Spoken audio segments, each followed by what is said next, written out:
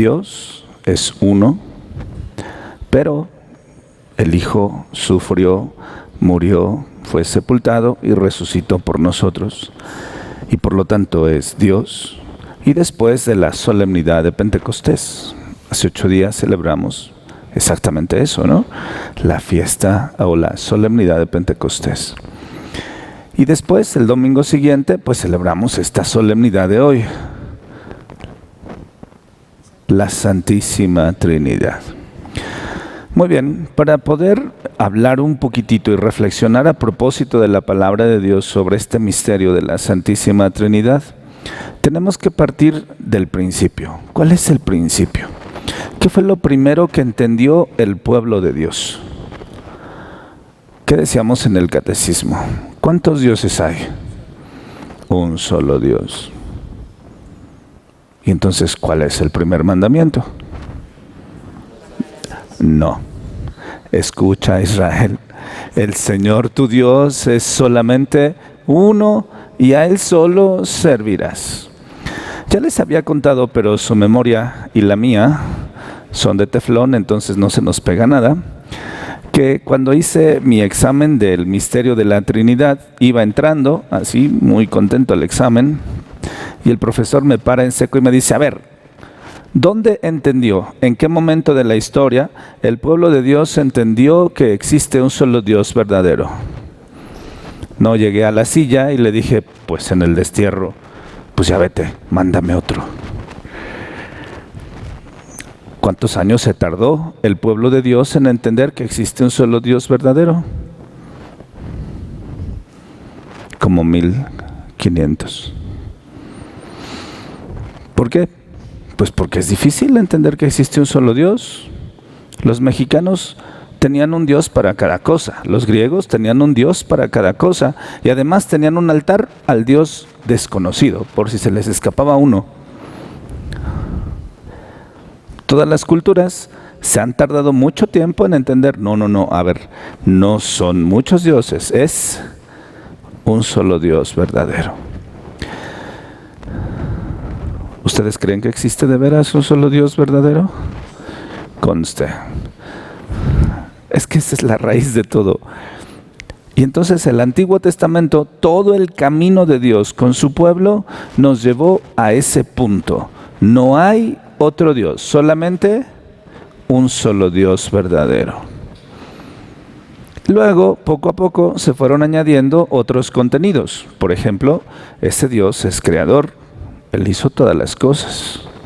Ese Dios es Señor, Él gobierna todas las cosas. Por eso los títulos son así. Creador, bueno, Él hizo. Señor, no hay otro, Él domina todos los elementos. La lluvia, el viento, la tierra, el fuego y todos los demás elementos en medio son dominados por un solo Dios, el Señor de los ejércitos.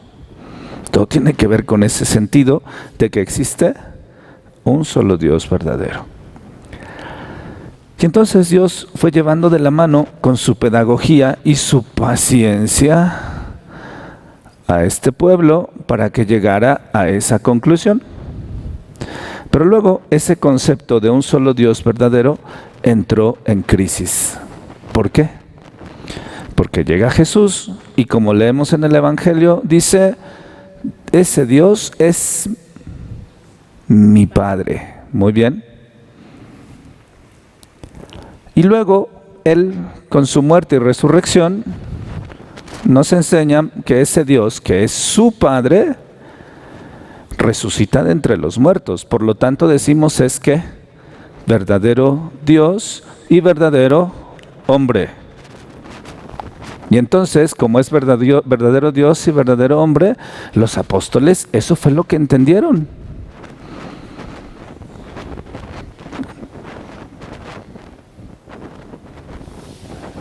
Dios es uno, pero es Padre y es también Hijo. Y en el Evangelio de hoy encontramos este otro modo o esta otra persona que es el Espíritu Santo, les va a enseñar todo. Y entonces, con estas bases, sí podemos leer un poquito la segunda lectura. ¿Alguien tiene un misal? Gracias. ¿Qué leemos en la segunda lectura? Es un fragmento de la carta a los romanos. Y los romanos, ¿quiénes eran? Entonces dirán, pues ciudadanos de Roma, sí, pero no cualquier tipo de ciudadanos. En su mayoría, estos creyentes de Roma eran de raíces judías. Y entonces, aquí lo que me interesa mostrarles es cómo la comunidad cristiana tiene una conciencia muy clara. Todo lo que hace la iglesia está movida en el dinamismo de Dios, que es Padre, que es Hijo y que es Espíritu Santo. Durante esta semana, aparte de las catequesis que tuvimos sobre este misterio de la Santísima Trinidad, hicimos el ejercicio de ir buscando todos los rasgos de la presencia trinitaria en los textos de la misa, que no escogimos, eran los del día. Pero como estábamos leyendo fragmentos del Nuevo Testamento, siempre encontramos ¿a quién? Al Padre, al Hijo y al Espíritu Santo. Los Hechos de los Apóstoles, el Evangelio, las cartas, y esta es una carta de San Pablo. Vamos a leerla. Hermanos, ya que hemos sido justificados por la fe, mantengámonos en paz con Dios. Cuando San Pablo usa la palabra Dios, ¿a quién se refiere? Al Padre. Hemos sido justificados por la fe. Tú no hiciste nada, solo tienes que aceptar, como dice en otras cartas, que Jesús es el Señor. Sigamos leyendo.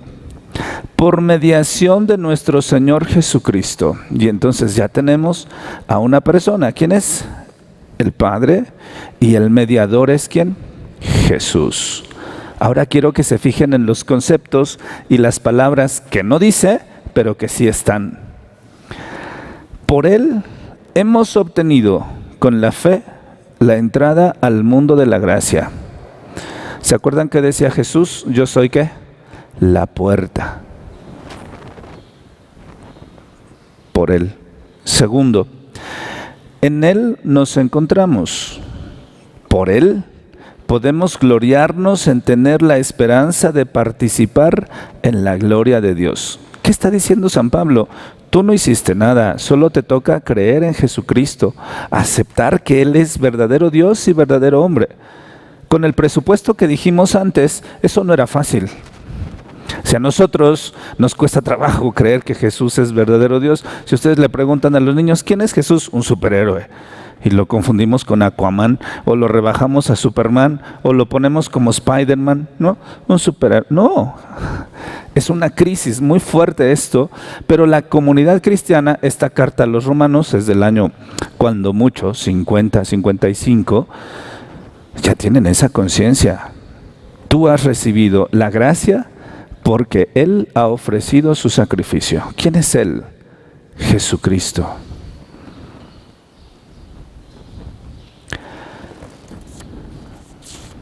Tenemos la esperanza de participar, y regresa otra vez en la gloria de ¿quién?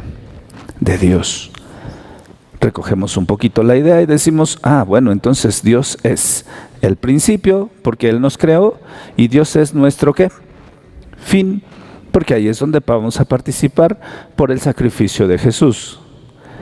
Más aún, nos gloriamos hasta de los sufrimientos. Fíjense cómo aquí San Pablo nos va a llevar de la mano para entender cómo incluso los reveses de la vida o el dolor pueden ayudarnos a profundizar en el misterio de Dios. Fíjense bien cómo dice, no le hace como las señoras, ¿no? Cuando su marido las engaña, que dicen, pues es mi cruz, Padre. Y pues le dije que hasta la muerte. No. A veces pensamos, yo me voy a ganar el cielo a través del sufrimiento. No. Porque ya nos dijo antes, ¿Quién es el que te puso en la gracia de Dios? Jesucristo. Pero aquí nos está ayudando a encontrarle el sentido al sufrimiento. Piensen ustedes en su vida. Dijimos hace algún tiempo que ninguno de nosotros ha mantenido una relación con Dios continua desde que hicimos la primera comunión o desde que nos bautizamos hasta el día de hoy, ¿o sí? ¿No han dejado de comulgar nunca? ¿Han dejado de venir a misa en algún tiempo? ¿Qué los alejó? Muchas veces el sufrimiento. Porque cuando sufrimos, ¿qué decimos? Gracias, Señor, porque me unes a tu cruz.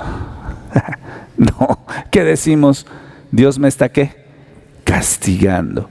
Y entonces nos alejamos de Dios y luego le decimos a Dios, ahora para que sientas lo que siento no voy a ir a misa. Y luego, ¿qué nos trajo de regreso a la iglesia? El sufrimiento. Muy bien.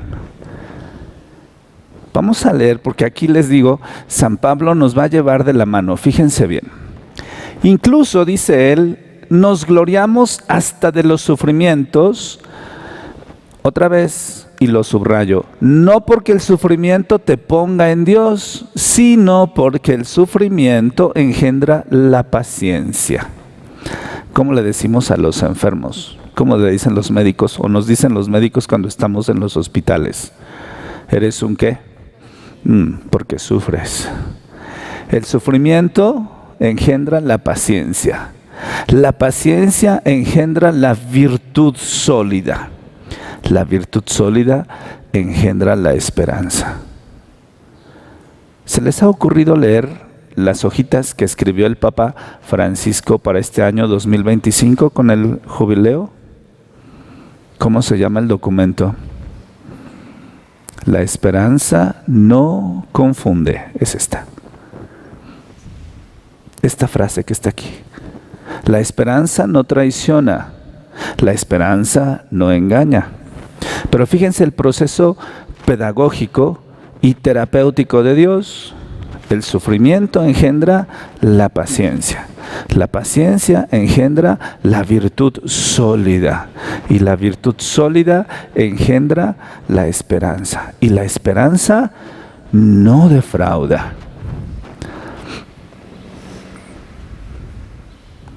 ¿Por qué no? Porque Dios ha infundido su amor en nuestros corazones. Otra vez encontramos la palabra ¿qué?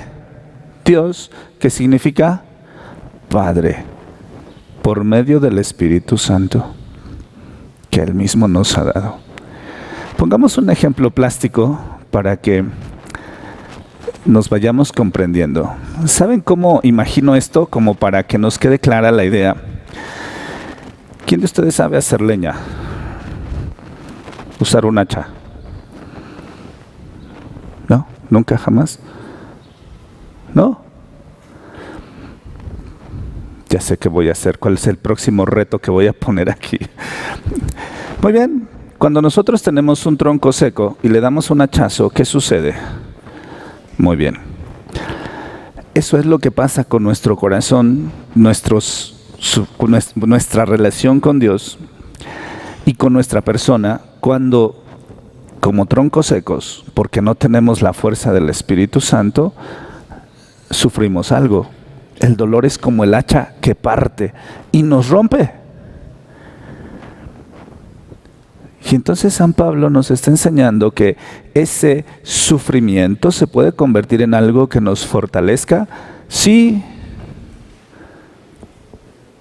lo entendemos desde el plan de Dios para hacernos pacientes, fuertes en la virtud y para suscitar en nosotros la esperanza. No sé si se han fijado, las personas ancianas ya no confían en sus propias fuerzas. Y entonces, ¿qué dicen? Vivo por la gracia de Dios. Y yo pregunto, ¿tenemos que ser ancianos para dejar que el Espíritu Santo nos haga entender que Solitos no podemos.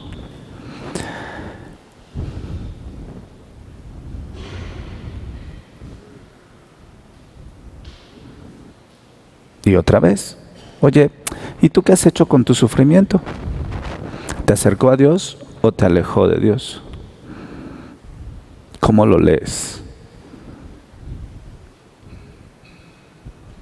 ¿Como una manera que Dios tiene de fortalecerte o como una manera que Dios tiene de torturarte? Podrías decir, no, ya con mi mujer es suficiente, no necesito más torturas. Bromeo, pero no tanto. Otra vez, ¿cómo estamos dejando que Dios nos llene de su Espíritu? Y se fijan aquí, encontramos ya todo el dinamismo de la iglesia. Todo lo que Dios hace en favor de nosotros es siempre una obra de Dios. Uno, pero que al mismo tiempo es Padre, es Hijo y es Espíritu Santo.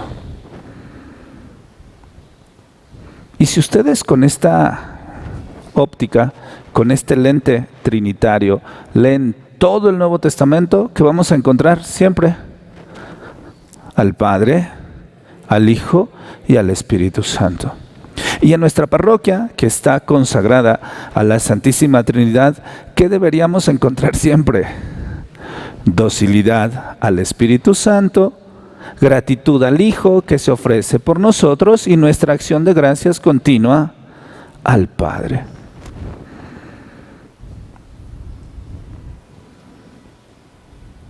Guardemos un momento de silencio. Y yo creo que hoy sí necesitamos pedirle perdón a Dios por todas las veces en que hemos leído nuestro sufrimiento como un castigo. Y nos hemos alejado de Él, o hemos renegado de Él, o nos hemos enojado con Él.